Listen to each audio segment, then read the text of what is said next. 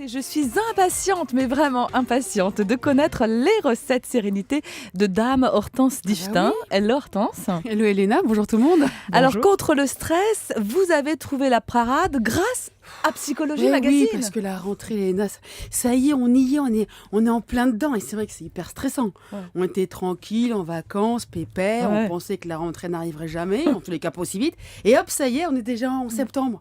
Alors du coup, moi, comme vous dites, j'ai décidé de suivre les conseils de Psychologie Magazine.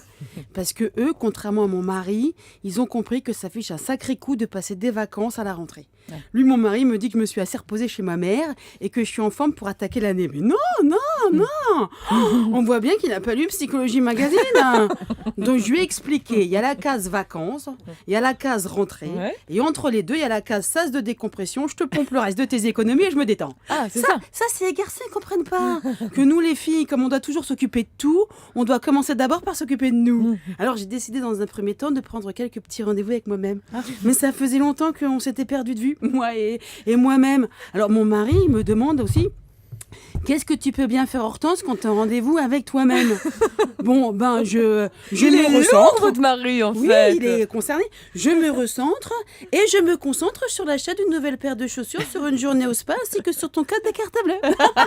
Surtout sur le Parce qu'il code. paraît qu'il n'y a pas mieux pour un parfait lâcher-prise réénergisant et pour se soulager de la tension de la rentrée que d'aller faire un spa dans le spa d'un grand hôtel.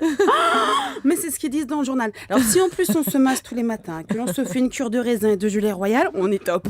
Et si the cherry on the cake, on se fait épiler les sourcils, on est la reine du monde. Parce que se faire épiler les sourcils, ça agrandit le regard, mais pas que. Ça rend plus mince. Je sais, c'est bizarre, mais c'est comme ça. Le truc, c'est que ça fait un petit peu mal. Alors en revanche, il y a des trucs, c'est n'importe quoi. Ah bon? Ah oui, mon mari me dit qu'il a découvert en lisant toujours Psychologie Magazine la clé du bonheur. La clé du bonheur, ça serait que soi-disant le cerveau ne ferait pas la différence entre l'imagination et la réalité. Ah bon?